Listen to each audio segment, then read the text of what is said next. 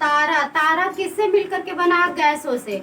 जैसे गैस क्या होती है, दूर दूर होकर के जब हवा से क्या होती है, पास आती है, तो उसमें क्या होता है, संकेंद्र बल लगता है। संकेंद्र बल के कारण वो पास पास आने के बाद इसमें घर्षण बल उत्पन्न होता है। घर्षण के कारण इसमें चमक पैदा होती है। चमक होने के कारण ये क्या होता है, तारा बन जाता है। ठीक है। और अब देखिए तारा किससे बना हुआ है? गैसों से। इसमें हाइड्रोजन जो है हीलियम में क्या होता है, संलयन करके क्या बन जाता है, तारा। और जब इसमें घर्षण बल होता है तो इसमें आवेश उत्पन्न होने के कारण इसमें प्रकाश उत्पन्न हो जाता है। जब कोई किसी भी चीज को आपस में रगड़िए या पास में ला करके रख दीजिए तो उसमें ऊष्मा उत्पन्न हो जाती है, और ऊष्मा उत्पन्न होने के कारण उसमें घर्षण बल उत्पन्न होता है, उससे क्या होता है, प्रकाश उत्पन्न हो जाता है। तो ये क्या बन जाता है, तारा।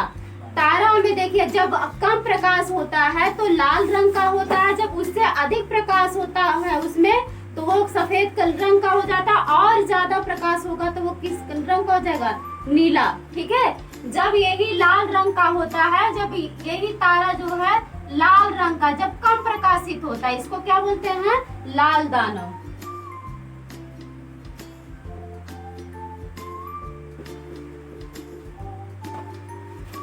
यही लाल दानव फिर आगे चल करके क्या बन जाता है, फिर इसमें थोड़ी प्रकाश कम होने के कारण यह मतलब बुझने की क्रिया में जा रहा है, तो ये बन जाएगा श्वेत वामन। ठीक है।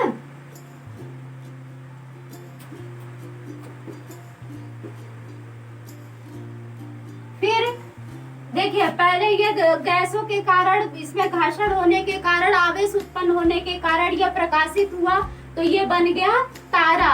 और हमारा तारा किस रूप में है, प्लाज्मा के रूप में है। आपको बता, प्लाज्मा जो है प्लाज्मा के रूप में है। ठीक है।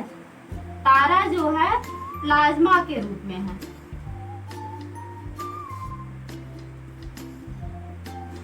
अब यही जो कम प्रकाशित रहेगा तो लाल दाना, लाल दावन बनने के बाद वे श्वेत बावन, श्वेत बावन बनने के बाद फिर काला वामन में जा करके यह समाप्त हो जाता है। ठीक है। जैसे देखिए किसी चीज को जलाइए, ठीक है, कागज मान लीजिए जलाइए, यहाँ से जलाए तो जलते जलते आएगी, लेकिन एक टाइम होगा वो काला होकर के एकदम बुझ जाएगा। उसी तरह ये हमारा तारा होता है। पहले ये गैसों से बना, और गैसों से बनने के कारण फिर इसमें क्या हुआ, इसको निहारिका बोला जाता है। ठीक है। जब गैसों का समूह एक में आपस में आकर के संकेंद्रित हो जाता है तो उसको निहारिका, और इसी निहारिका से क्या बनता है, लाल दानव। लाल दान, ये देखिए तारा, तारा के बाद ये जब कम प्रकाशित होता है तो लाल दानव में आ जाता है। लाल दानव के बाद श्वेत, श्वेत से आकर के काला वामन पे समाप्त हो जाता है। ये छोटा होता है। ठीक है। ये छोटा टुकड़ा है। छोटा होने के कारण इसमें कुछ ना कुछ थोड़ी बहुत अंश रह जाता है, इसलिए इसको जीवाश्म तारा भी कहा जाता है।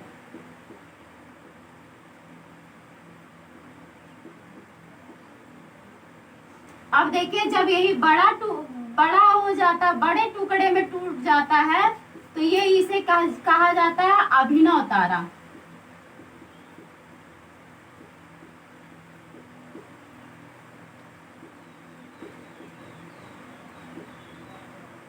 अभिनव तारा जो है, अभिनव तारा, अब जैसे ये देखिए ये क्या हुआ, तारा, फिर ये लाल दानों में कम प्रकाशित हुआ, तो लाल दानों में फिर इसमें से टुकड़ा हुआ तो छोटा हुआ, तो इसमें कुछ थोड़ी बहुत अंश रह गया था, इसीलिए इसको जीवाश्म तारा बोला गया। और जीवाश्म के बाद काला वामन बन करके समाप्त हो गया, फिर इसका कोई भी अंश नहीं रह गया। उसी तरह ये देखिए ये अभिनव तारा हो गया। ठीक है। अभिनव तारा के बाद ये क्या हो जाएगा, अभिनव तारा के बाद ये न्यूट्रॉन तारा बन जाएगा। ठीक है।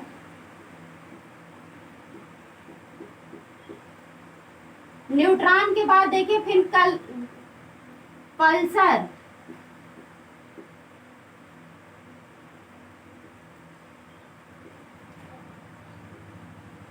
फिर हो जाएगा ब्लैक होल।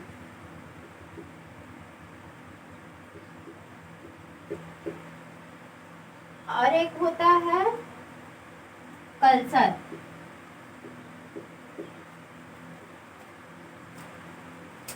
ठीक है। अब देखिए अगर छोटा होगा, टूट टूट करके छोटा होगा तो उसमें थोड़ी बहुत अंश रहेगा, इसीलिए इसको जीवाश्म ईंधन, जीवाश्म तारा कहते हैं। जीवाश्म तारा होने के बाद ये श्वेत वामन में होकर के फिर काला वामन में जाकर के समाप्त हो जाता है। लेकिन अगर यही तारा बड़े टुकड़े में टूट गया तो ये अभिनव तारा के रूप में आकर के फिर क्या बनता है, इससे न्यूट्रॉन तारे बनते हैं। ये पल्सर और कल्सर ब्लैक होल से बड़े होते हैं, लेकिन इसमें क्या होता है, जैसे मान लीजिए कि फ्यूज बल्ब है, तो मान लीजिए एक आध बार वो तेजी से जल जा रहा फिर बुझ जा रहा, जलता बुझता रहता, जलता बुझता रहता है, इसलिए ये इतना हानिकारक नहीं है जितना ब्लैक होल। ये क्या करता है, अभिनव तारा ये टूटने के बाद न्यूट्रॉन तारा 3 भागों में बंट करके पल्सर और कल्सर जलते और बुझते रहते हैं।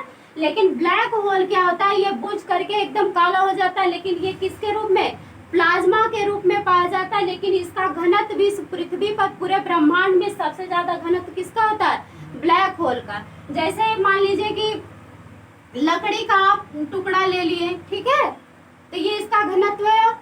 आप देखिए एक लोहे का टुकड़ा ले लीजिए और लकड़ी के घनत्व से ज्यादा किसका रहेगा, लोहे का। और अगर सोने का ले लेंगे तो क्या होगा, इतना बड़ा टुकड़ा लकड़ी से ज्यादा लोहे में रहेगा, लोहे से ज्यादा सोने में। सोने का घनत्व जो है लोहे से ज्यादा होता है। अगर जिस चीज में घनत्व अधिक होता है, जैसे मान लीजिए दीवार है, दीवार में हम लोग कीली मतलब लगाते हैं, कीली ठोकने के बाद उसमें क्या होता है, जब हम हथौड़ी से मारते हैं तो उस कीली में घनत्व अधिक होने के कारण वो दीवार छेद करके अंदर चली जाती है। अगर वहीं पे लकड़ी का गुटका या कोई कीली बना करके ठोका जाए तो उसमें क्या होता है, उसका घनत्व कम होने के कारण वह दीवार को छेद नहीं पाता। उसी तरह यह ब्लैक होल है। ब्लैक होल क्या होता है, ये क्या है, गिर जाता है और ये 75 किलोमीटर प्रति घंटा के हिसाब से चलता है, प्रति सेकंड के हिसाब से।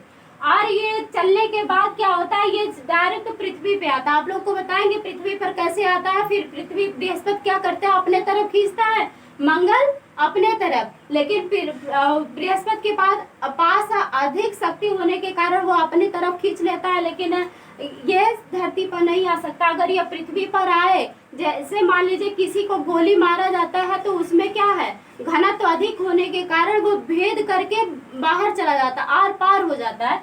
उसी तरह ये ब्लैक होल यदि पृथ्वी पर गिरा तो क्या होगा, पूरी पृथ्वी छेद करके बाहर चला जाएगा। और पृथ्वी पर हानि क्या होगी कि जितना नीचे सीमा सियाल निफे 3 परतें पाई जाती है, निफे के अंदर जो है तापमान अधिक होता है और उसमें मैग्मा पाया जाता है। दबने के कारण क्या होगा, मैग्मा ऊपर की तरफ आएगा, पूरे धरती का विनाश हो जाएगा। ठीक है, अब देखिए समझा। देखिए गैसों के समूह को जब गैसें दूर दूर होती है, जब आकर के पास मिलती है, जैसे चक्रवात होता है ना, दूर दूर की हवाएं पास आकर के क्या होती है, गोल गोल घूमने लगती है। उसी तरह जब गैसें पास पास आ जाती है तो उसको निहारिका कहा जाता है। जब इसमें घर्षण के द्वारा प्रकाश उत्पन्न होता है तो उससे बन जाते हैं तारे।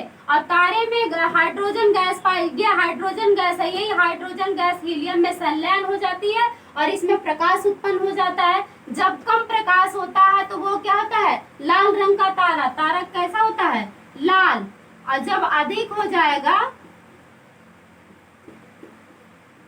ताप होने पर, इससे थोड़ी सी ज्यादा रहेगा तो लाल, इससे ज्यादा होगा तो सफेद, और इससे ज्यादा हो जाएगा तो नीला।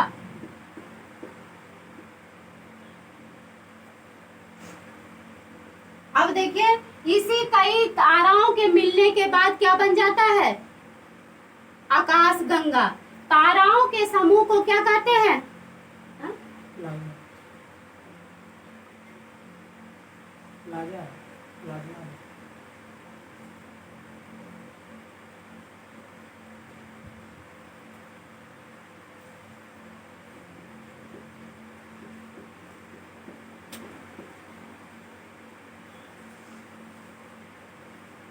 अभी देखिए इस कई ताराओं के मिलने के समूह को क्या कहते हैं, आकाश गंगा। हमारे पास कितनी आकाश गंगाएं हैं, बहुत सारी आकाश गंगाएं हैं, लेकिन इसमें से हम जिस आकाश गंगा में रहते हैं वो हमारी आकाश गंगा है मंदाकिनी। और देखिए तारे जो है हमेशा आकाश गंगा में देखते हैं कि इस बीच में अधिक होती है, केंद्र में अधिक होता है। अगर हमारा सूर्य क्या करे, घूमना बंद कर दे, जैसे मान लीजिए एक रस्सी में क्या है कि आगे की तरफ कंकड़ बांध दीजिए और ऐसे ही तेजी तेजी से नचाइए, ठीक है। जब तक हम नचाते हैं तो वो तब तक दूर रहता है, लेकिन जो धीरे धीरे ढीला करेंगे तो वो पास आने लगता है। उसी तरह ये क्या करता है कि जब सूर्य चक्कर लगा रहा है तो हमारी पृथ्वी केंद्र बल के कारण वो मतलब सही से चल रही है। अगर वो ढीला हो जाएगा तो अविकेंद्र बल के कारण वो क्या होगे, जितने भी उल्का पिंड है, ब्लैक होल है, वो पास आ जाएगा। और पास आने के बाद क्या होगा, सभी केंद्र पे आएंगे और पूरा ब्रह्मांड क्या हो जाएगा, नष्ट हो जाएगा, ठीक है। पूरा ब्रह्मांड नष्ट हो जाएगा। और हम जिस वाले आकाश गंगा में रहते हैं, हमारा आकाश गंगा का नाम है मंदाकिनी।